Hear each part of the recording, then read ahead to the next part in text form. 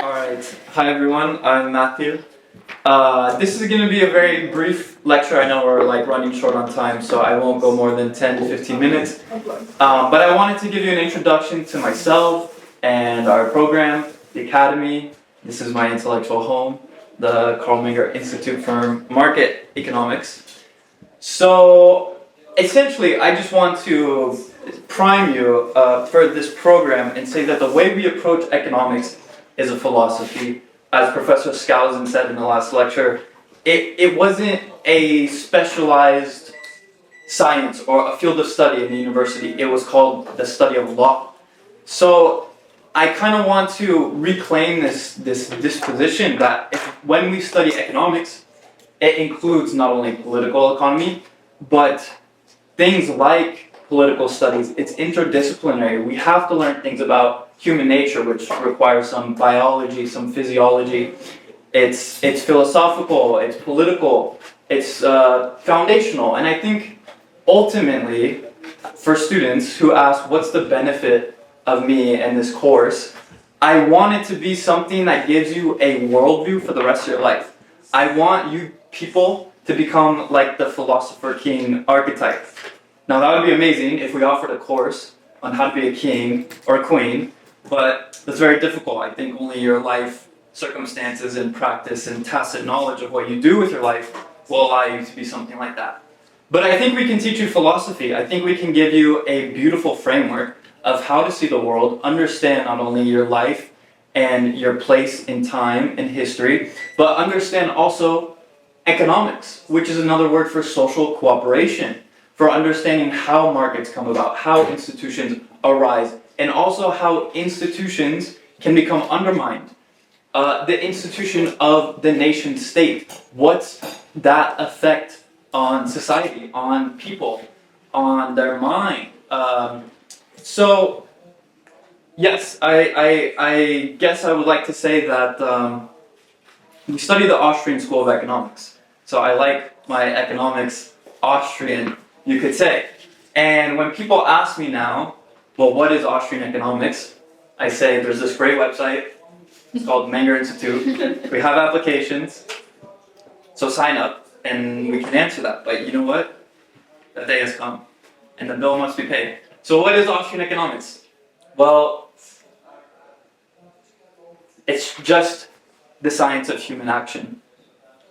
Foundationally, we begin with the action axiom that man acts, and with the scarcity of his resources, including his time and what's available to him, he capitalizes on his available means to achieve his desired ends. Now, in achieving these desired ends for his own self-interest, he interacts with other people, and this becomes the basis of mutual beneficial exchanges. And one of the major ideas of Carl Menger, the namesake of this institute, is the idea of subjective value. Because values are subjective, I value a pen and Ethan values my money. So we make the exchange. It's not an equivalence of value or objective value that determines why an exchange rate in a form of a price is a certain price. It's the subjective values. Maybe Ethan's a pencil maker, specializes in pencils, and I'm a banker, so I have a lot of money or something.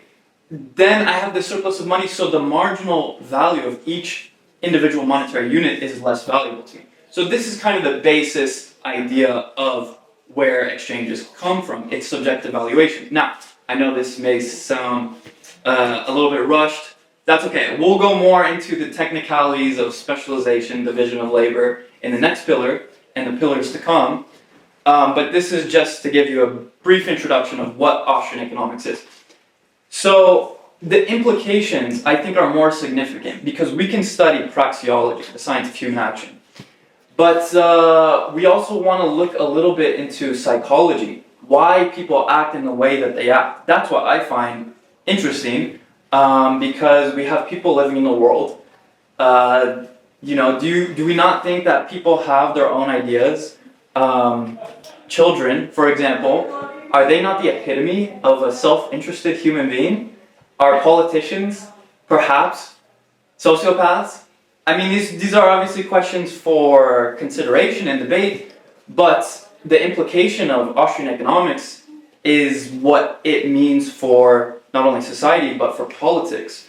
So we'll have to study political science. I mean, we mentioned democracy somewhat today, and these ideas of natural law and governance and proprietary polycentric order, which we'll get more into.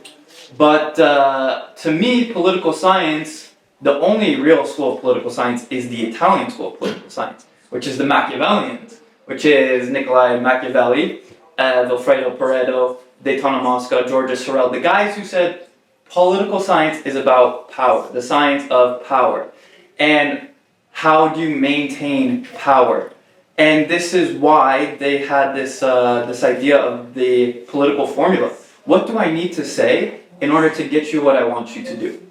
And so, if we maintain our approach of understanding the world in a philosophical manner, they say that the true meaning of wisdom is to call things by their real name.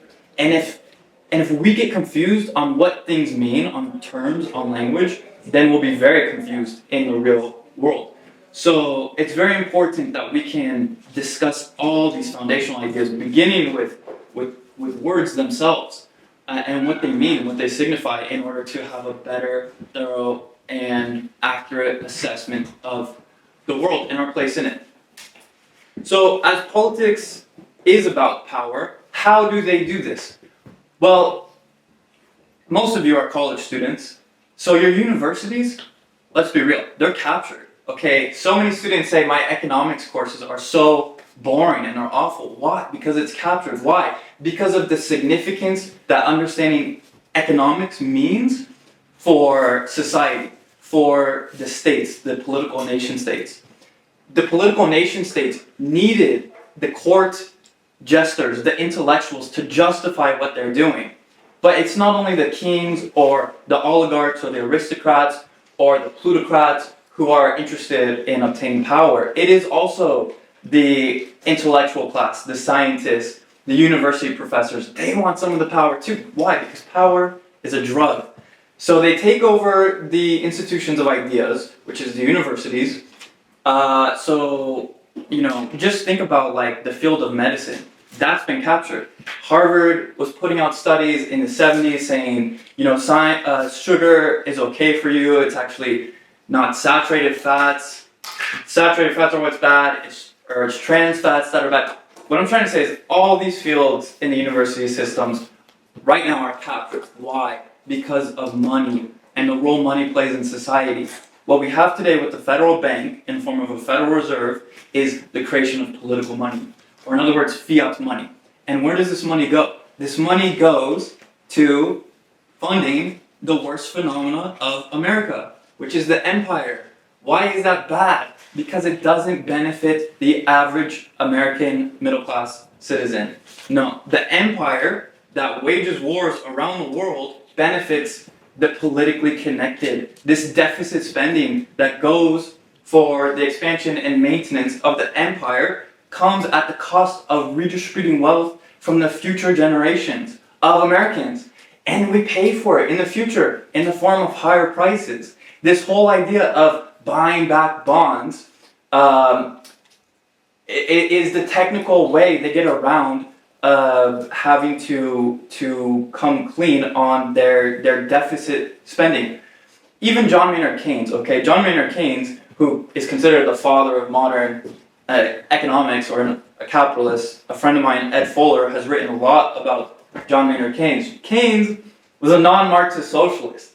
Keynes had his political ideas and created the Keynesian macroeconomic system to justify his political system of achieving socialism. So the whole idea of Keynes really is that, well, we can have government spending. That's what increases wealth. And the way that we do this is we just inflate money, the money supply, and so that real wages don't have to go up, but nominal wages can go up. So it's like we're arguing about the minimum wage, and why don't we make it $100? It's like we see the nominal wage going up. That's what the argument is. It should be 16, it should be 20, it should be $25. But the real wage, the amount of money you can buy with the money you have, is decreasing because what inflation is an increase in the money supply. So each individual monetary unit becomes devalued. It's worth less, which means your purchasing power is decreased. So it takes more pieces of paper to buy the same amount of goods and services. So the federal bank, this is all justified for basically what is a military organism, the nation state. They go in hand. War is the lifeblood of the state, as Randolph Corn said. So we're going to look into this institution of war and its effects on society. And then briefly, with the time remaining, I want to mention my philosophy that I like. So I like my economics Austrian, I like my politics Italian, and I like my philosophy Greek. What I mean by this is this conversation about morality and ethics. Okay, this is nothing new. The Greeks, the ancient Greeks, have been debating what's ethical, what's moral, and we're still doing it today. What's ethical, what's moral? It's all subjective. You know what I mean? It's basically a perspective. Someone can justify murder and self-defense. People can justify anything, right? But where I'm trying to come from in the framework of understanding economics is that the economic structures we have in place today with political money creates consequences for society in the form of effects on culture. Think about architecture. Okay, the buildings being constructed today, coming out of this World War II Bauhaus movement, minimalism, bombable buildings, create things that are replaceable, not structures that may take hundreds of years to create, let alone stand for hundreds of more years for future generations. It's things that become replaceable. So what effect does that have on someone's connection to their own society?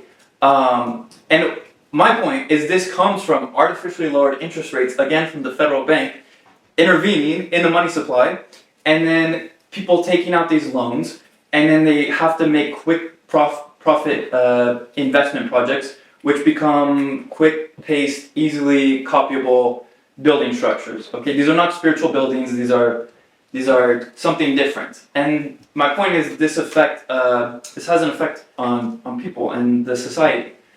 So ultimately, Professor Darn said, don't bring books to lecture because you want to go to the experts, right? But maybe if it's my book, then it's okay. I think the front door's open. I don't know. Are you joking? No, I'm not joking. For the cats. But yeah, ultimately, what I'm working on for my PhD dissertation is the economics of suicide and how the existence of the state is producing more suicidality. So I want to get all the way to saying, yeah, like, there's external reasons why people kill themselves, and it's societal, it's inflationary, financial anxiety. Where did that come from? Well, that's the role of an economist to elaborate. That manipulation, artificial monetary expansion, leads people to lose wealth. And it gets people to be maladjusted sometimes to their newfound economic conditions, which could be more in poverty, or just altered. So this is a spiritual effect on humankind. Basically, yeah, from the understanding of economics, I think we can derive all these different types of ideas. And please feel free to ask questions in my lectures. I'll be in the Discord and the Menger Circle and whatnot. So I'm very happy you guys are here, very excited for this cohort, and I hope you had a great day. So we'll talk soon, and otherwise I'll see you guys in 2 weeks. So thank you very much.